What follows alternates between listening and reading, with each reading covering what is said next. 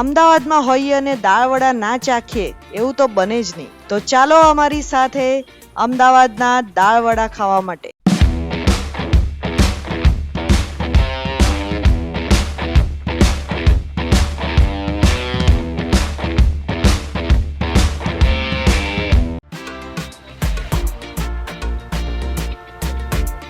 જો અંબિકા જૂના અને જાણીતા ગોતા ચોકડીવાળા અંબિકા દાળવડા સેન્ટર નારણપુરા છે અને સામે જ સ્કાયલાઇન છે એનું લેન્ડમાર્ક.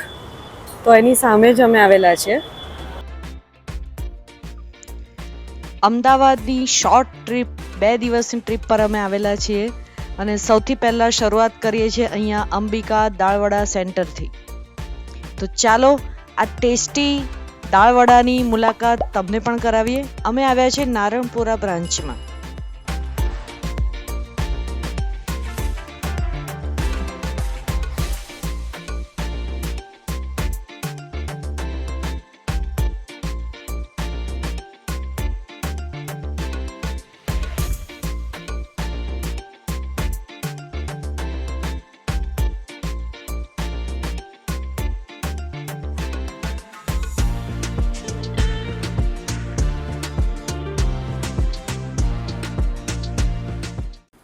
જો અમે જેમ તમને પહેલાં જણાવ્યું એમ અંબિકા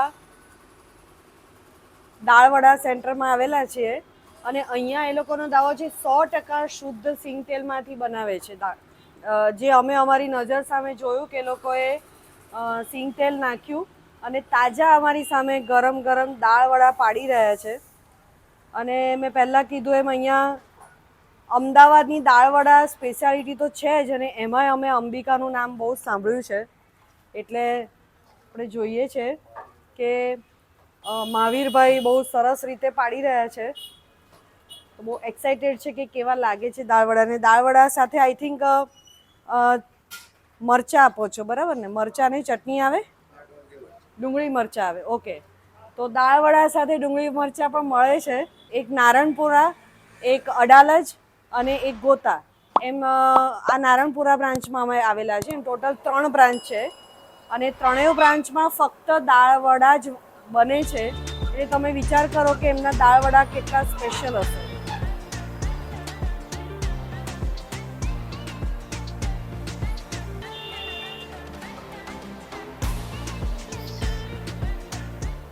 અચ્છા, કોઈને જો દાળવડાનું ખીરું લેવું હોય ને તમારે ઘરે પાડવા હોય તો પણ અહીંયા લખ્યું છે આ જ ભાવ છે હજી પણ 300 રૂપિયા કિલો. ઓકે, 300 રૂપિયા કિલોનું ખીરું મળે છે.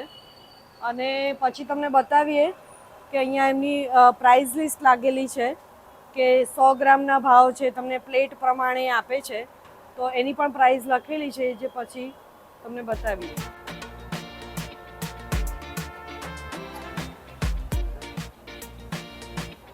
તો બેટર ને બધું જે છે તમારું દાળવડાનું કોઈ એક જગ્યાએ બને કે મેઇન જગ્યાએથી બનીને પછી બધે ડિસ્ટ્રીબ્યુટ થાય?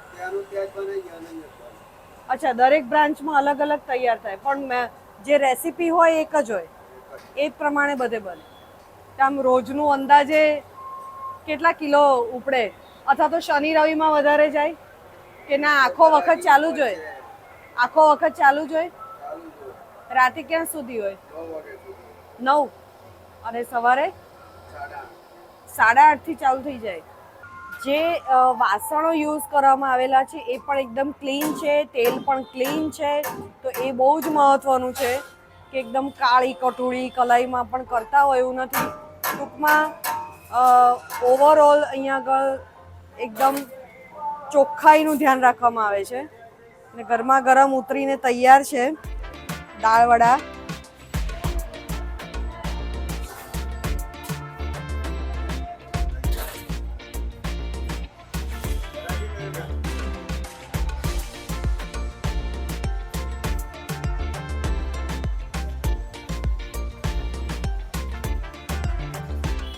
આપણે કેટલા ઓર્ડર કરેલા છે? 100 ગ્રામ, 150 ગ્રામ.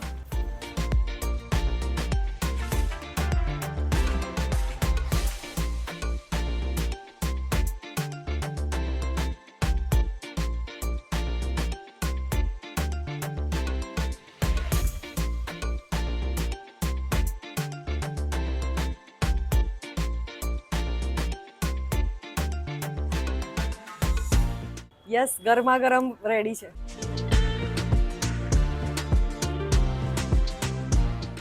અંદર જતા રહીએ.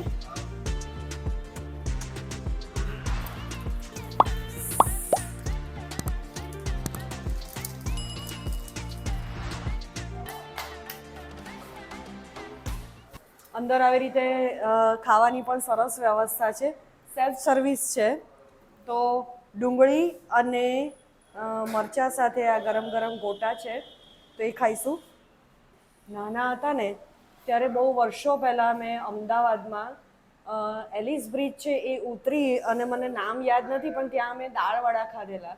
એટલે મને એવું લાગે છે કે અમદાવાદમાં દાળવડા એ પહેલેથી જ પ્રખ્યાત છે એવું કહી શકાય, અથવા તો અહીંયાના લોકોને બહુ પ્રિય છે એવું કહી શકાય.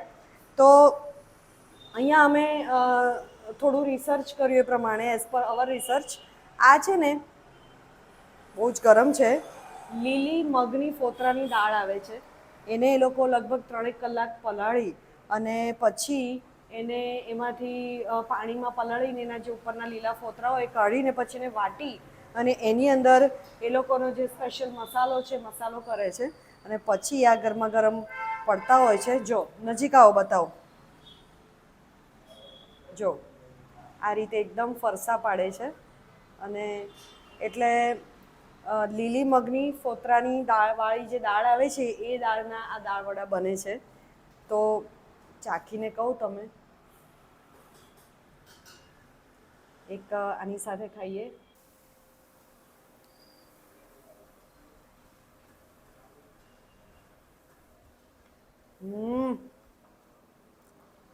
જોરદાર છે. ઘરે લઈ જવા સુધી બચશે કે નહીં ખબર નહીં. ફટાફટ ખાવા માંડીએ. જો ખાસ તો અંદર આવો. જેમ પહેલાં બતાડ્યું અમે અહીંયા નાસ્તો કર્યો. મસ્ત પંખાની વ્યવસ્થા છે અને સરસ તમે નાસ્તો કરી શકો ને. પછી ખાસ તો કે હાથ ધોવા માટેની પીવાના પાણીની પણ સરસ વ્યવસ્થા છે, જે બધું જ અહીંયા તમે જોઈ શકો છો કે ટ્રાન્સપરન્સી તમે જુઓ કે બિલકુલ નીટ એન્ડ ક્લીન રાખ્યું છે. એક ફક્ત એવું લાગ્યું કે શરૂઆતમાં જે તમે પેલો હાથથી હલાવતા દાળવડાનું ખીરું જોયું ને એ જરાક અમને ખટક્યું. કંઈક હાથમાં પહેરીને હલાવવામાં આવે ને તો પછી જોવાનું નહીં, તો વધારે મજા આવે. તમારું શું માનવું છે કમેન્ટ બોક્સમાં ચોક્કસથી જણાવજો. આગળની તરફ સોલાર હોસ્પિટલ છે, એક બીજો પણ આઇકોનિક અથવા તો લેન્ડમાર્ક જોઈતો હોય તો. અને આ સામે અંબિકા દાળવડા, અહીંયા સર્કલ છે અને મેં બતાડ્યું તેમ અહીંયા સ્કાયલાઇન હાઈરાઇઝ બિલ્ડિંગ છે. તેમની યુએસપી એ છે કે 100% સિંગ તેલમાંથી અને લગભગ ગુલાબ સિંગ તેલમાંથી એ લોકો બનાવે છે. અને તેલ પણ એવું નહીં કે એકના એક તેલમાં તળ્યા જ કર્યું સવારથી, એવું નથી.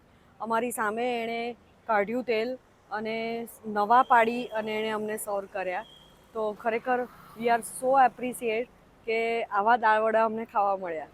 તો સ્ટ્રોંગલી રેકમેન્ડ કે અમે તો અમદાવાદમાં તો ખબર જ હશે પણ વડોદરાથી આવ્યા છે સ્પેશિયલ. પણ તમે અહીંયા રહેતા હો, ના જાણમાં હોય અને અમારી જેમ બીજેથી પણ આવતા હોય તો 3 બ્રાન્ચ છે, જે નજીક પડે ત્યાં આગળ તમે ચોક્કસ આ દાળવડા એકવાર ટ્રાય કરજો. તો ફરી મળીએ એક નવા વિડીયોમાં. ત્યાં સુધી ઘૂમો ફિરો, ખાઓ પીઓ और मस्त रहो and don't forget to keep watching with discovering viewers.